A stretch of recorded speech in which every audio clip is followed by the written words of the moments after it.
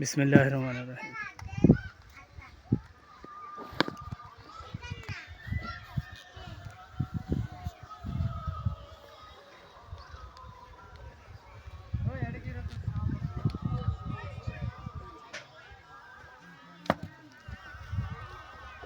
এই পেটটার ভিতরে মাটি, এত মাটি বরকত হয়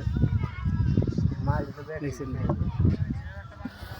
কয়টা দিন এই পেটটার ভিতরে চলে যায়।